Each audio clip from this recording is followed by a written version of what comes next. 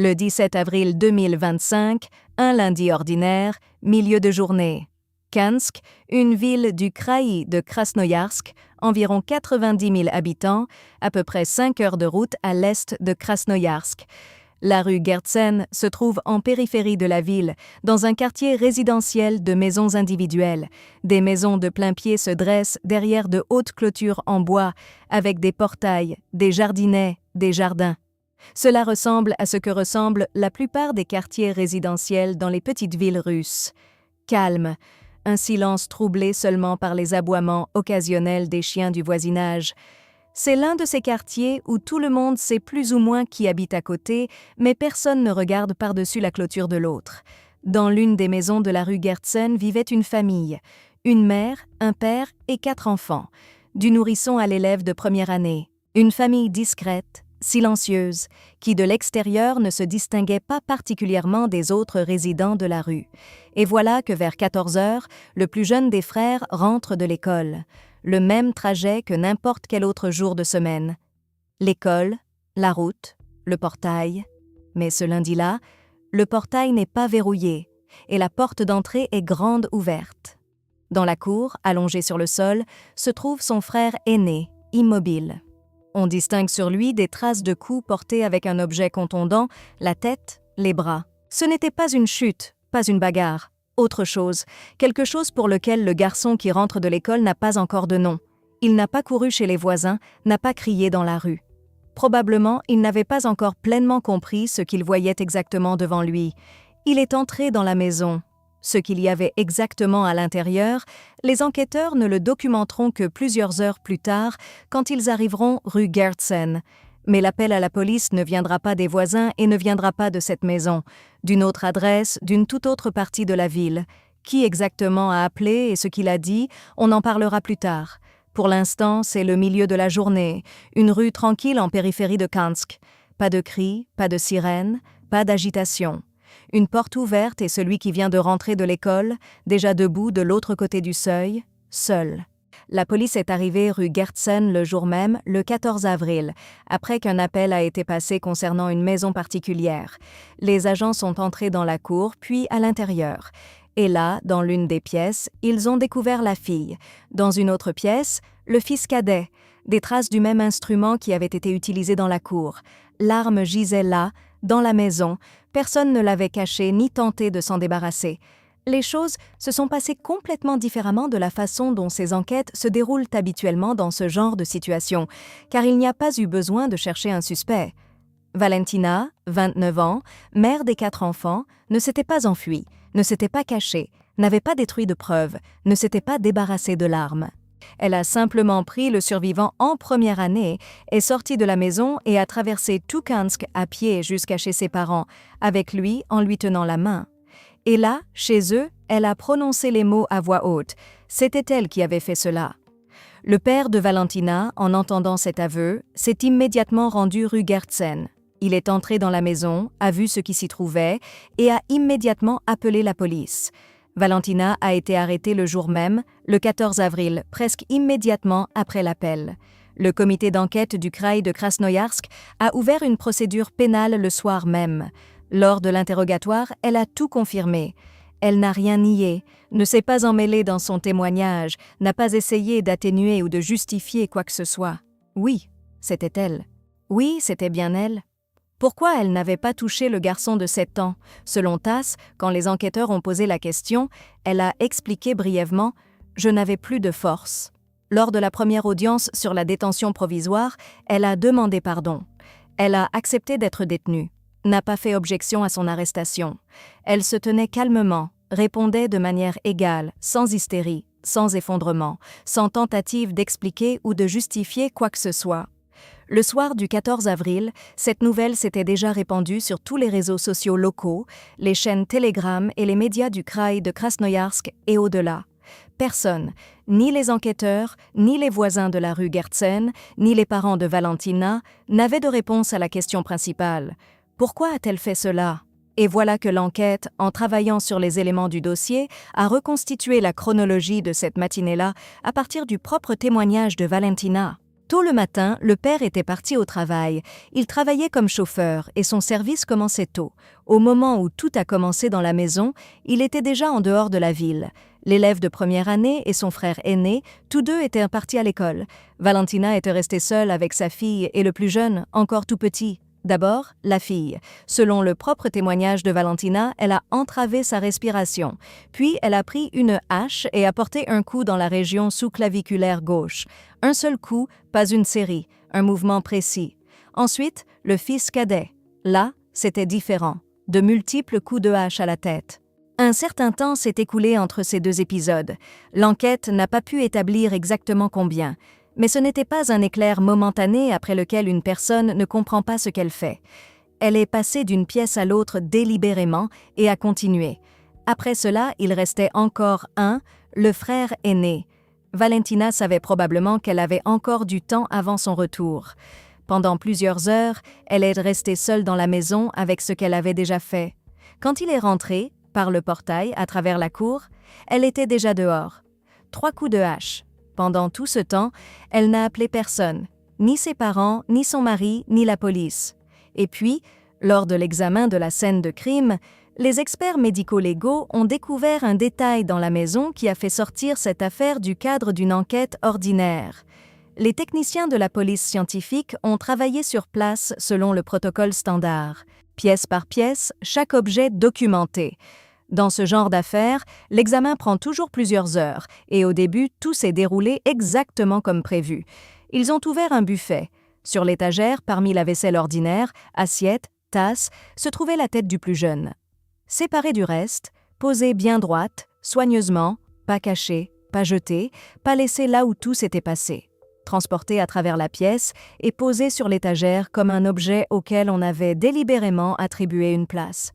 Jusqu'à ce moment, tout ce qui s'était passé dans la maison pouvait encore, avec beaucoup de difficultés, en forçant, être condensé en un seul mot. Effondrement. Une mère n'a pas pu tenir, a perdu le contrôle d'elle-même, a fait ce qu'elle a fait. Ces explications existaient au moins dans le langage humain ordinaire. On pouvait au moins les prononcer à voix haute et tenter de les comprendre. Après la découverte dans le buffet, ces explications ont cessé de fonctionner. Une personne qui perd le contrôle dans un effondrement momentané ne commet pas de tels actes, ne sépare pas, ne transporte pas à travers la pièce, ne dispose pas sur une étagère parmi la vaisselle de tous les jours. Pour cela, il faut un tout autre état, froid, détaché, dans lequel un tel acte est perçu comme normal et acceptable. L'affaire a immédiatement été reclassée dans la catégorie la plus grave qui existe. Mais la qualification juridique dans le dossier est une chose, et la question qui se cache derrière en est une autre. Pas une seule personne de l'équipe d'enquête ne pouvait expliquer pourquoi elle avait fait cela de cette manière précise. Pourquoi elle l'avait posé là, pourquoi elle l'avait transporté. Et là, pour la première fois dans toute l'enquête, une question a été soulevée qui n'avait pas été posée auparavant. Une personne saine d'esprit est-elle capable de quelque chose comme cela? Pas dans la rage, pas dans la panique, pas dans un éclair momentané, mais avec calcul et des intervalles dans le temps. Derrière cette question se cachait toute une histoire que personne n'avait encore racontée. Interroger Valentina s'est avéré presque impossible. Les enquêteurs l'ont décrit plus tard ainsi. Elle s'asseyait en face, regardait droit devant elle et restait silencieuse. Il posait une question, elle ne réagissait pas. Ou bien elle répondait soudainement, mais pas à la question posée. Elle commençait à parler de quelque chose de tout à fait personnel, s'interrompait au milieu d'un mot, se taisait à nouveau. Parfois, elle regardait simplement à travers son interlocuteur, comme s'il n'y avait personne dans la pièce. Le procès verbal d'interrogatoire, qui dans les cas ordinaires prend plusieurs heures, s'est étalé sur plusieurs jours avec elle.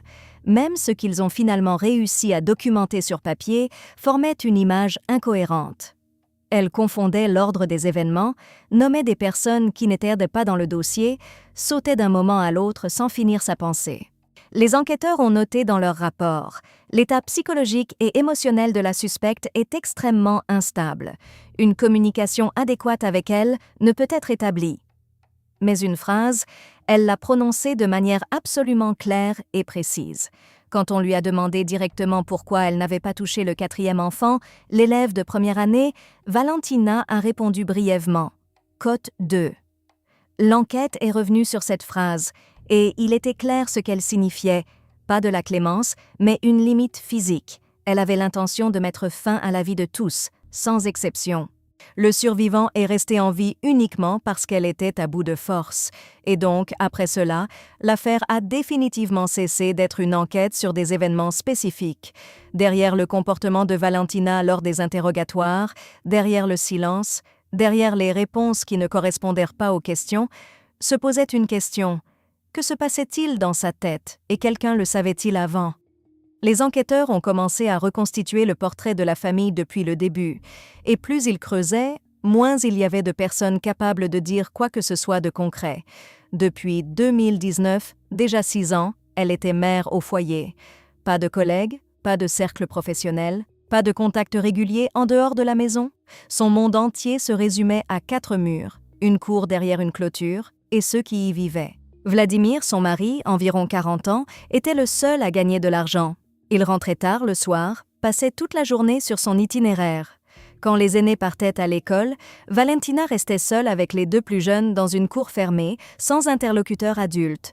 Jour après jour, pendant des années, ils s'étaient rencontrés, comme on l'apprendra plus tard, en 2014 dans une congrégation baptiste.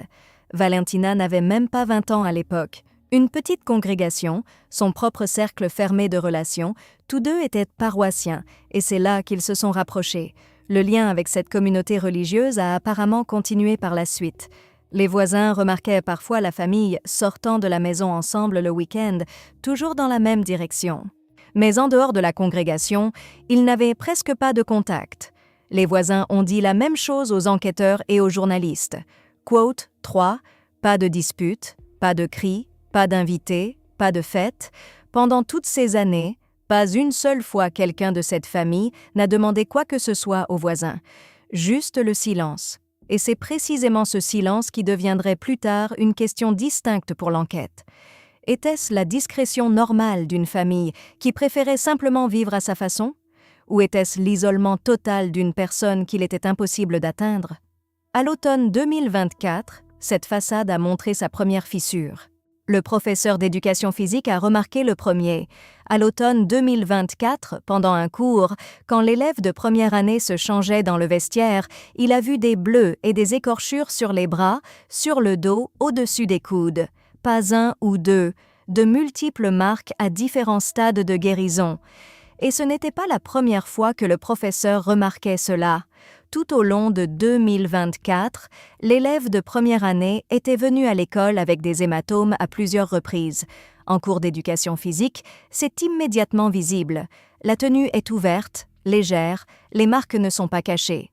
Mais jusqu'à l'automne, personne n'avait soumis de signalement officiel au système de protection de l'enfance. Le professeur d'éducation physique l'a fait. L'école a transmis l'information au système de prévention comme il se doit. La famille a été inspectée, les conditions évaluées, les enfants examinés.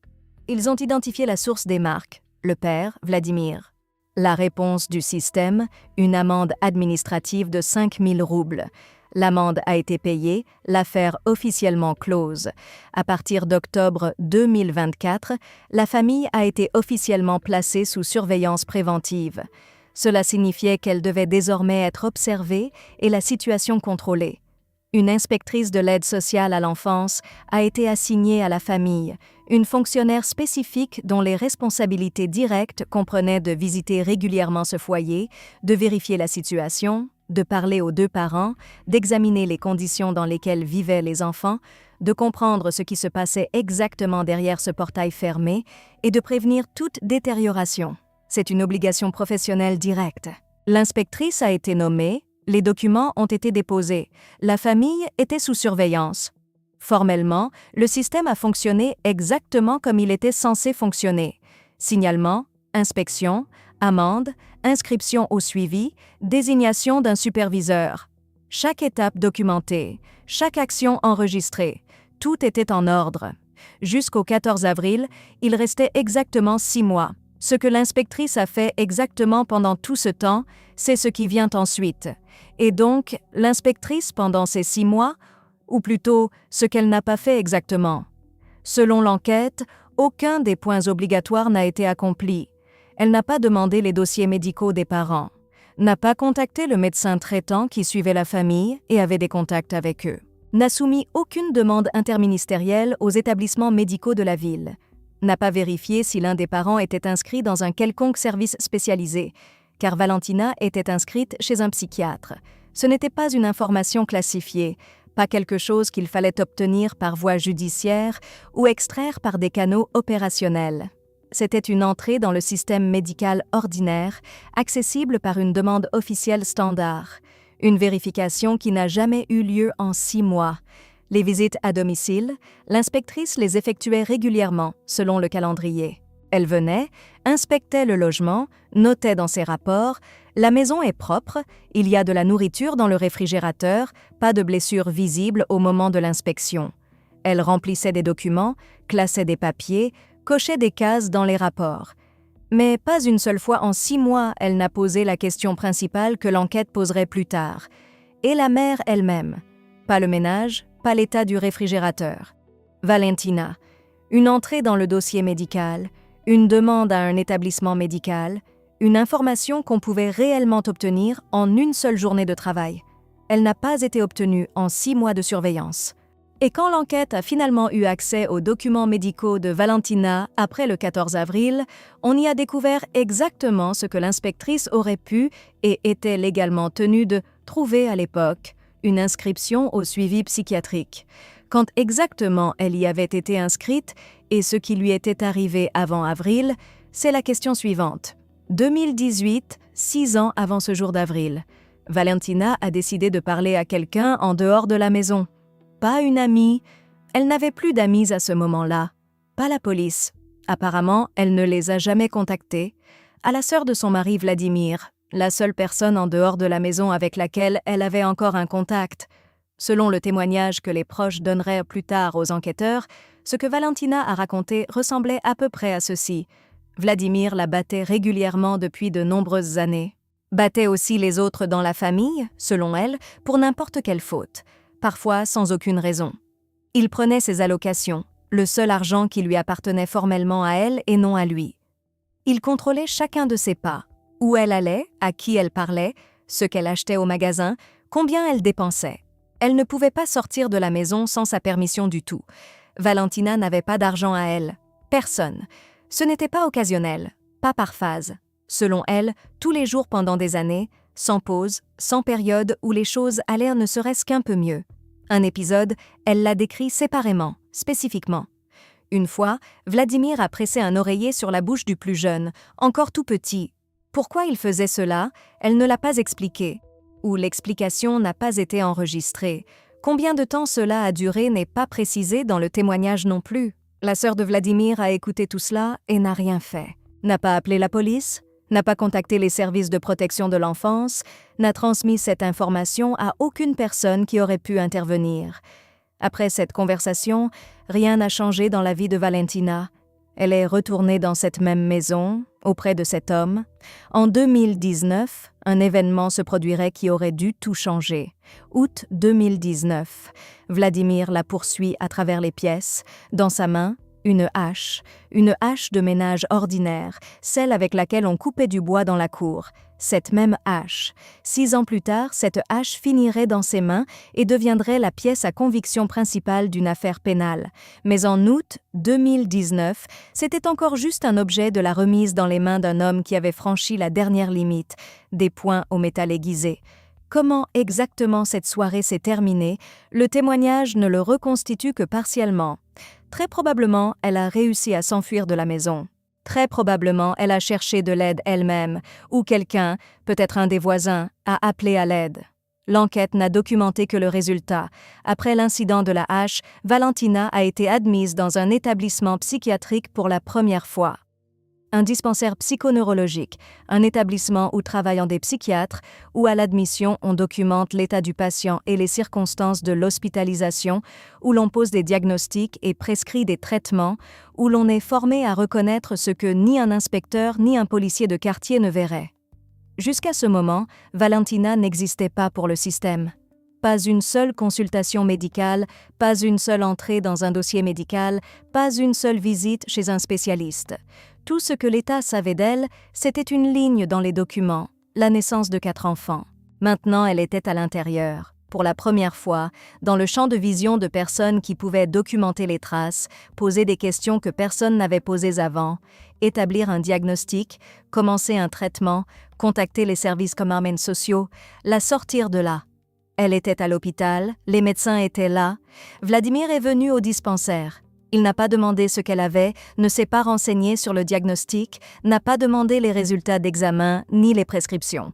N'a posé aucune question sur le pronostic, le suivi ou les médicaments. Il est venu la chercher et l'a emmenée. À propos du traitement, il a dit une chose. Elle n'a pas besoin de cachet. Cette phrase serait retenue et transmise plus tard aux enquêteurs. 4 mots.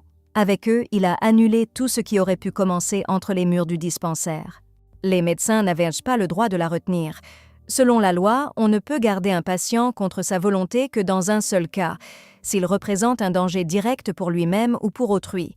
En août 2019, Valentina ne présentait pas un tel danger selon tous les signes extérieurs. Calme, pas d'agressivité, pas de menace. Ils ont rempli les papiers et traité la sortie. Il y avait un diagnostic. Il avait été posé à l'admission. Lequel exactement serait connu plus tard, mais il existait et nécessitait un traitement, régulier à long terme, sous surveillance. À partir du moment de la sortie, pas une seule visite chez un psychiatre, pas un seul médicament, pas un seul examen de contrôle, pas une seule demande du dispensaire, ni après 1 mois, ni jamais. Le médecin traitant n'a pas reçu de compte rendu de sortie, les services de protection de l'enfance n'ont pas reçu de notification. Le dossier médical avec le diagnostic est resté dans les archives de l'établissement. Son mari l'a emmenée. Devant elle s'étendaient 6 ans sans traitement, sans suivi, sans un seul contact avec quiconque saurait ce qu'il y avait dans son dossier. 6 ans jusqu'en avril 2025. Vladimir Mitko. Il est né dans une famille qui, selon tous les critères formels, était considérée comme stable. Il n'y a pas beaucoup de détails dans les documents de l'affaire, seulement le résultat. À un moment donné, il s'est retrouvé dans un orphelinat, puis dans un internat. Un orphelinat et un internat. Dans un système où la vie était construite sur un seul principe, la force, les plus grands sur les plus jeunes, les forts sur les faibles, le personnel sur tout le monde. Ceux qui ne savaient pas se défendre à coups de poing devenaient ceux sur lesquels on s'entraînait à frapper. Vladimir a appris. L'agressivité était documentée chez lui dès l'internat. Des conflits, des accès de colère, une incapacité à construire des relations. Dès son plus jeune âge. Ce n'est pas un trait de caractère. C'est le résultat d'un environnement qui broie les gens et les recrache. Il a grandi, est sorti du système, a atterri à Kansk et a reproduit le seul modèle qu'il connaissait. Un espace confiné, une personne aux commandes, tous les autres obéissent. Personne ne lui a expliqué que les choses pouvaient être différentes. Personne n'a même essayé.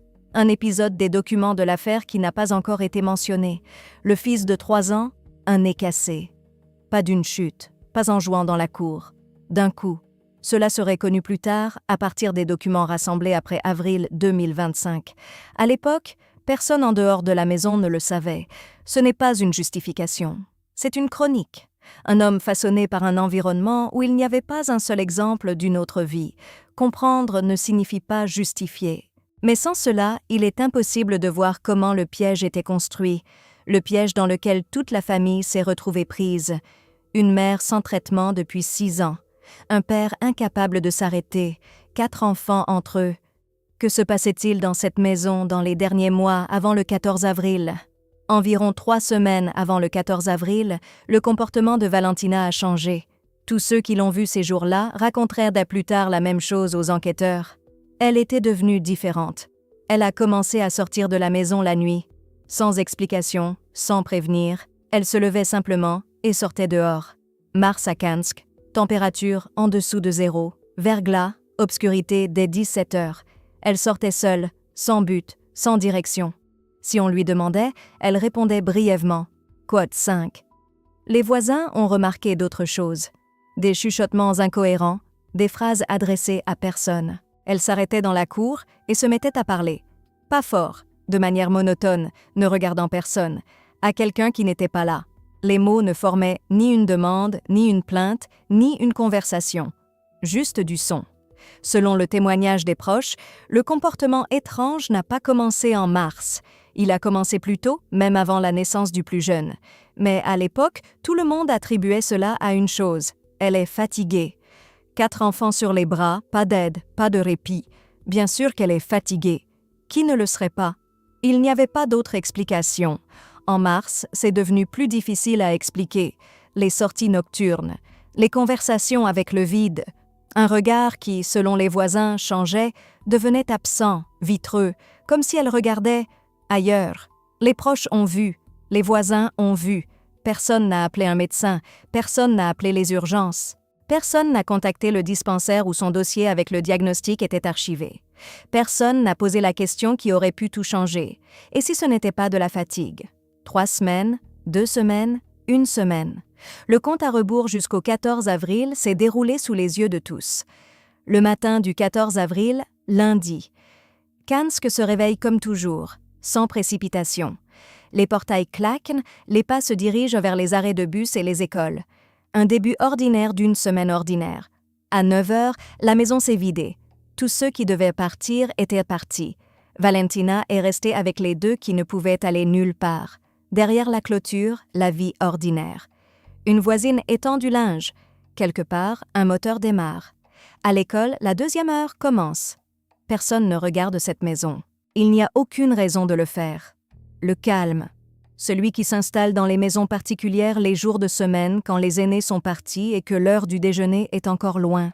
Un calme ordinaire, quelconque, le même qu'hier, qu'il y a 1 semaine, qu'il y a 1 mois. L'enquête chercherait plus tard un déclencheur. Un moment précis, cet événement unique qui pourrait être documenté dans un rapport. Un appel téléphonique, une dispute, une voix à travers le mur, n'importe quoi qui expliquerait la transition de cette matinée à ce qui a suivi. Il ne trouverait aucun événement extérieur qui pourrait être qualifié de déclencheur. Pas un seul son que les voisins auraient entendu, une matinée comme une autre. Rien ne s'est passé, et puis tout s'est passé. Probablement, pendant ces heures, quelque chose se déployait à l'intérieur de Valentina qui recevrait plus tard un nom clinique. Mais le moment exact où une matinée ordinaire cesse d'être ordinaire, l'expertise médico-légale n'a pas pu le reconstituer. Elle décrirait l'état, documenterait le diagnostic, mais le point de transition, non. À un moment avant midi, Valentina s'est levée, a traversé la pièce et a pris la hache. Les dernières heures où quelqu'un aurait encore pu intervenir étaient terminées. Sans appel, sans signal, sans un seul son. Des 4, seul le garçon de 7 ans a survécu. Il a vu la cour, la maison, les pièces, ce qu'il y avait à l'intérieur. Il a 7 ans et il a traversé toute la maison avant que quiconque puisse l'arrêter. Selon l'enquête, les premiers jours, il parlait à peine, ne pleurait pas, restait juste silencieux. C'est ce qu'on appelle la dissociation, la réponse au traumatisme quand le psychisme ferme ce qu'il ne peut pas traiter. La seule chose qu'il a, à 7 ans, contre quelque chose qu'un adulte n'aurait pas pu gérer non plus. Des psychologues ont commencé à travailler avec lui immédiatement, dans les premières 24 heures après le 14 avril. Il a été temporairement placé chez sa grand-mère maternelle. Les services sociaux ont traité les documents, formellement, tout selon le protocole. En un seul lundi matin, il a tout perdu. La maison où il ne retournera jamais, la famille qui n'existe plus, le monde familier qui commençait par le petit déjeuner et où, après l'école, on pouvait simplement rentrer chez soi. Il a 7 ans, et tout ce qui constituait sa vie jusqu'à ce jour a cessé d'exister. Aucun psychologue ne peut réparer cela. On peut apprendre à vivre avec, construire des murs, trouver les mots justes. On ne peut pas l'annuler. Dans 20 ans, il aura 27 ans. Dans 40 ans, 47, chaque jour depuis ce lundi. 3 n'ont pas survécu au 14 avril. La question avec laquelle tout a commencé, quod 6, restera sans réponse. L'enquête a établi qui, quand et comment, mais pas pourquoi. La réponse se trouvait dans un dossier médical, celui-là même qui avait été laissé dans les archives du dispensaire 6 ans plus tôt, et que personne n'avait ouvert depuis. Après l'arrestation et les premiers interrogatoires, Valentina a été transférée de Krasnoïarsk à Moscou, au Centre fédéral de psychiatrie légale, pour une expertise psychologique complète. Tests, entretiens, anamnèse médicale, analyse de la documentation médicale, y compris ce même dossier de Kansk. La commission d'experts a rendu ses conclusions. Diagnostic, schizophrénie, paranoïde, chronique, endogène, Deux mots derrière lesquels se cache tout. Chronique, ça ne passe pas. Endogène, pas causé par des facteurs externes, pas par les coups, pas par l'isolement, pas par la vie qu'elle menait. La maladie était à l'intérieur, et sans traitement, elle n'a fait que progresser. Avec la schizophrénie paranoïde, la perception de la réalité est altérée. Une personne peut entendre des voix qui n'existent pas, voir des choses qui ne sont pas là, recevoir des instructions qui sont absolument réelles pour elle. Sans antipsychotiques, et en 6 ans, on ne lui a prescrit aucun traitement, l'État ne va que dans une seule direction. La formulation des experts, quote 7. Un mot. Irresponsable pénalement. Elle n'a pas choisi, n'a pas pris de décision, n'a pas pesé les conséquences. Ce qui s'est passé le matin du 14 avril n'était pas un acte de volonté. C'était l'aboutissement d'une maladie que personne n'a traitée, chronique, ce qui signifie qu'elle n'est pas apparue ce matin-là, n'est pas apparue 3 semaines avant. Elle était là avant, bien avant. Alors quand et qui le savait? L'établissement psychiatrique. Valentina reçoit un diagnostic, est inscrite au registre, se voit attribuer un numéro d'enregistrement, est ajoutée à une base de données gouvernementale. À partir de cette seconde, l'information existe. Pas dans la mémoire de quelqu'un, pas dans les conversations des voisins, dans le système, accessible à tout organisme par une demande interministérielle standard. 2019, 2020, 2021, 2022, 2023, 2024. Chacune de ces années, une ligne dans un registre que quiconque ayant un accès officiel aurait pu voir. L'entrée n'a pas été supprimée, n'a pas été archivée, ne nécessitait pas d'autorisation spéciale. Elle était juste là, attendant que quelqu'un la demande. L'inspectrice assignée à la famille aurait pu le faire n'importe quel jour ouvrable, temps pour remplir le formulaire, 3 minutes, délai de réponse, jusqu'à 5 jours ouvrables.